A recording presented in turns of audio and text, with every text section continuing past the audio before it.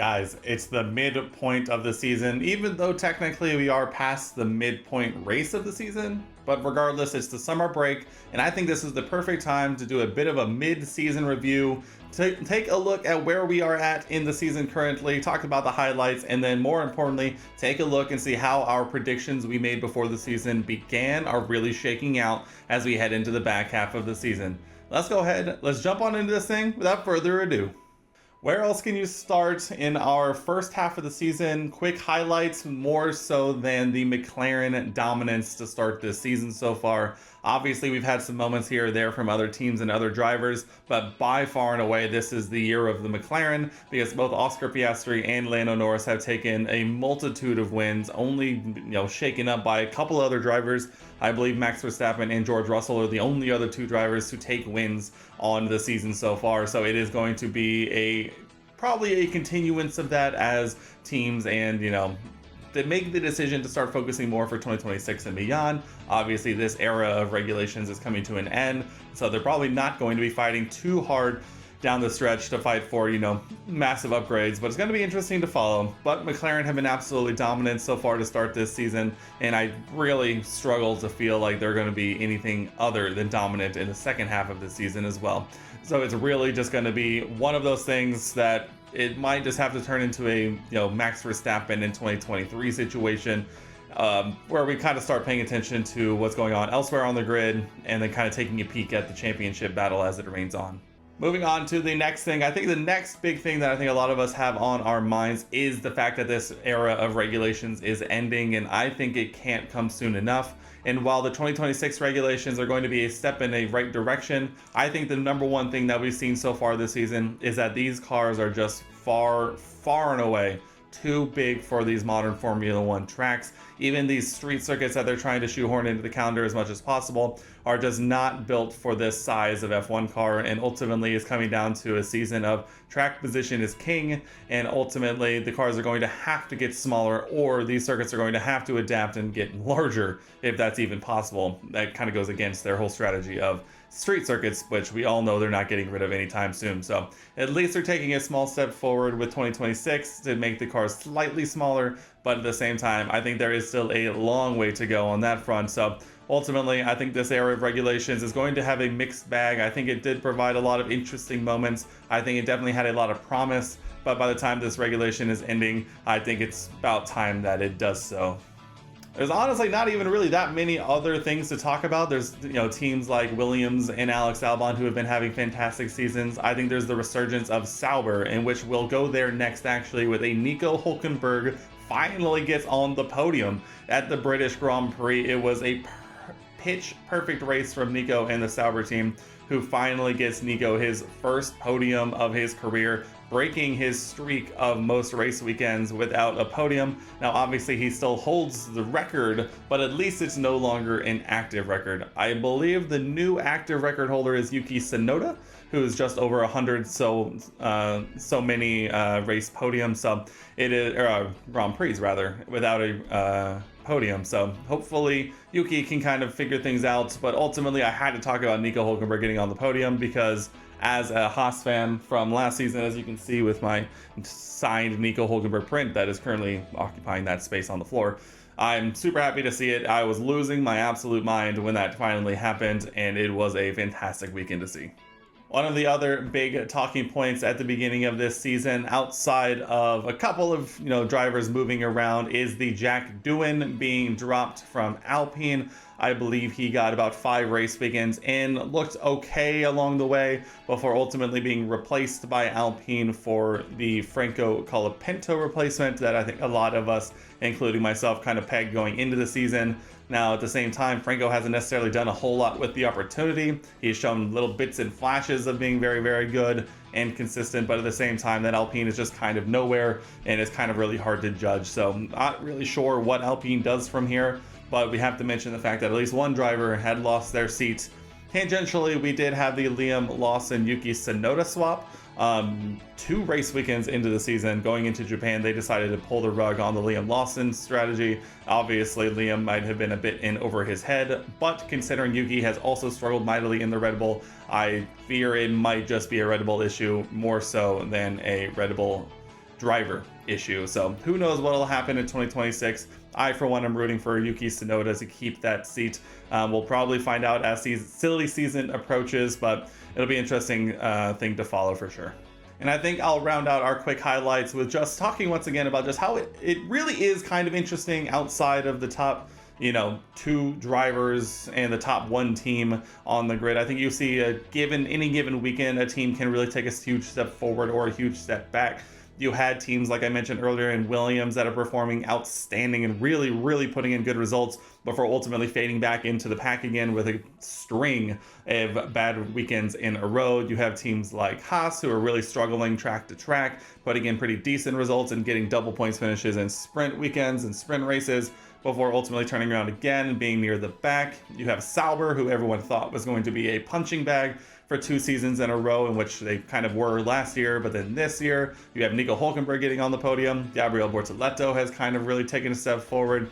And so it's really been interesting to see which teams are showing up and which teams are struggling mightily. Obviously, we have the McLarens out front far and away, but even the next grouping in the top 4 constructors is a little bit shaken up compared to what we've seen in the past. Obviously, McLaren currently sit in first with Ferrari second, but we have Red Bull all the way down in fourth thanks to a failing second car. So it's very, very, very interesting. We still have a lot of points up for grab, but at the same time, if you take a look down the order, maybe ignore P1 in the drivers and constructors, I think you do see a lot of interesting things going on, and qualifying and track position are going to be key the rest of the way this season.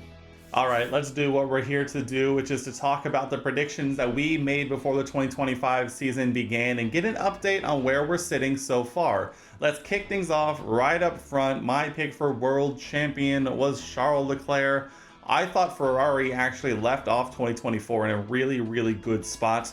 But at the same time, this has turned into the most hopium thing that I ever could have imagined. I think I even mentioned it in my 2025 season predictions video that this was going to be a bit of a hopium pick, but boy, has Ferrari really, really, really struggled so far this season and given them, both him and Lewis Hamilton, a car that exists essentially on a knife's edge and really is going to depend on basically what lap you're on to determine if you're going to get the performance out of it. So this is going to take a collapse of monumental proportions to come in. So I think it's pretty safe to say that I'm not going to be doing too well on my world championship pick this year.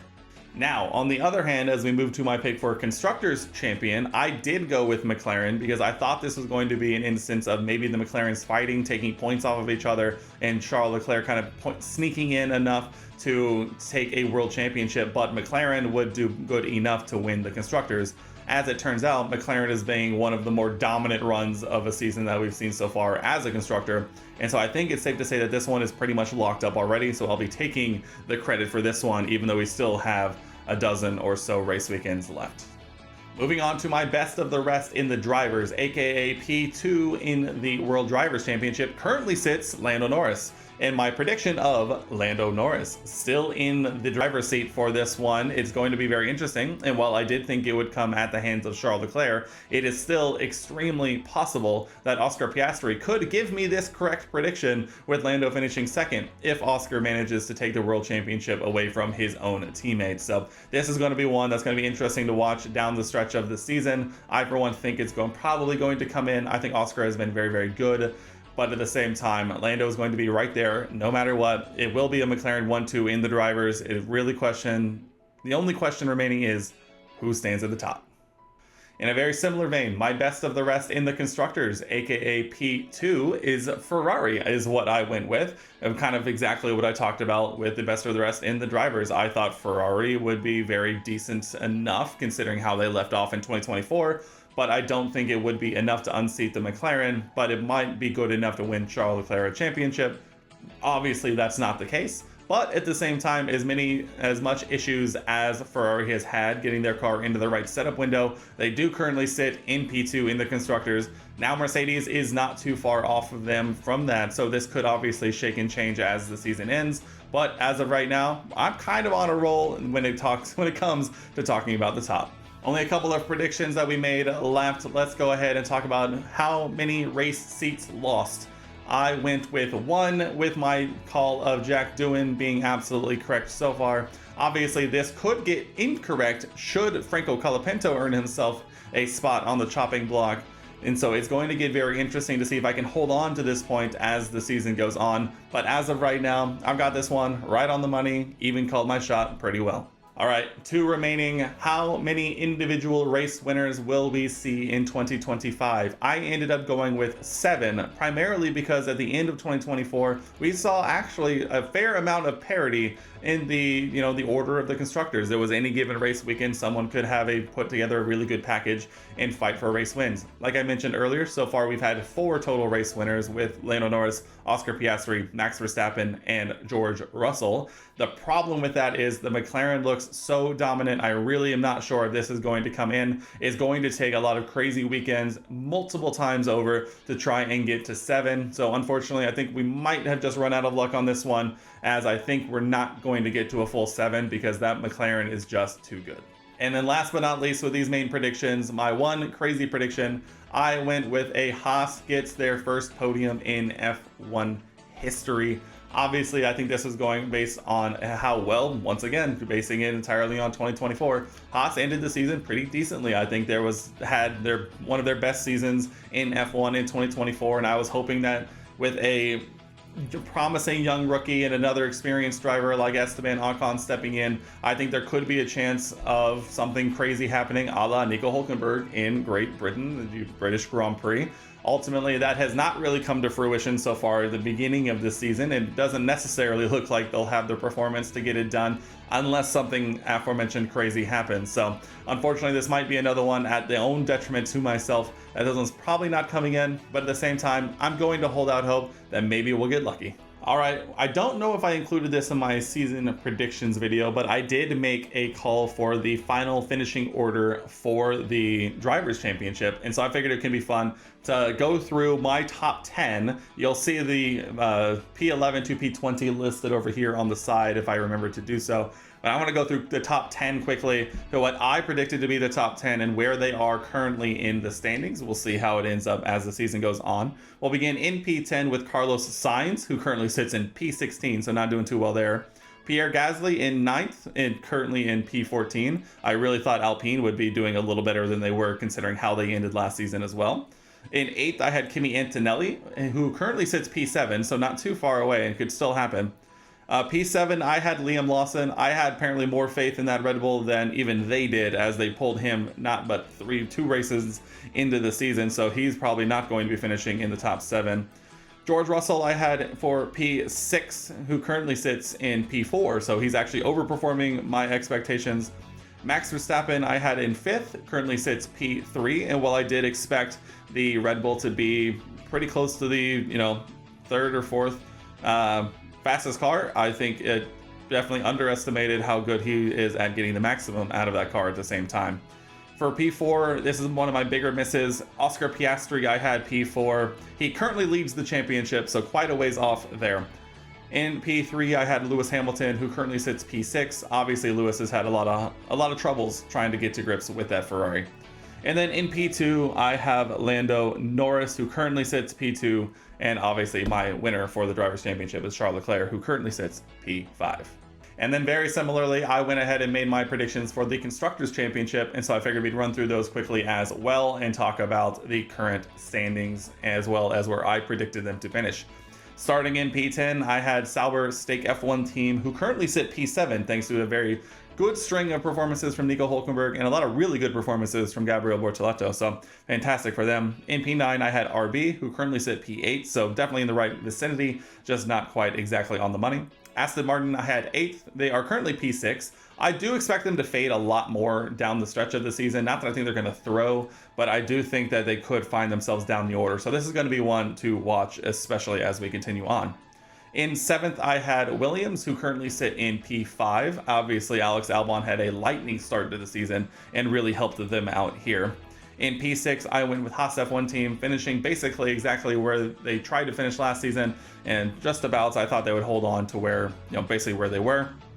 Unfortunately, that's not the case, and they currently sit P9, so I'm hoping for a bit of a turnaround the second half of the season, but at this point, maybe we just hold on, get the wind tunnel time, and try and take advantage of the 2026 regulations. In 5th, I went with Alpine, so I, again, thought Alpine would be able to take a step forward like I kind of expected them to, but alas, they currently sit P10 and my biggest miss of my constructors predictions. Fourth, I went with Red Bull, and ding ding ding, right on the money. I thought Red Bull was going to take a huge step back based on how they finished in 2024, and I was correct. As we move on now to Mercedes, P3, absolutely, once again, bing, bosh, boom, absolutely nailed it. P2, I went with, no, I did not, really? I did not. I hedged my bets, apparently. Apparently, in my constructors ones, went with McLaren as second, currently P1 and Ferrari Constructors Champion. I think I might have missed something on that. All right, guys, there is our update on our 2025 season predictions. I, for one, cannot wait to see what happens down the stretch at the end of this era of regulations and the end of the 2025 season. I'm super excited to go to another F1 race. I will be at the US Grand Prix once again this year. Gotta see these guys race around the circuit of the Americas in person. It's one of my favorite races, and I'm so happy I get the opportunity to go. As well as let me know what you're excited for in the second half of the season down in the comment section below. And as always, if you made it this far into the video, leave a like rating. It really helps me out. But guys, if you haven't already, subscribe down below. We'd love to have you join our little community. And as always, I'll see you guys in the next one.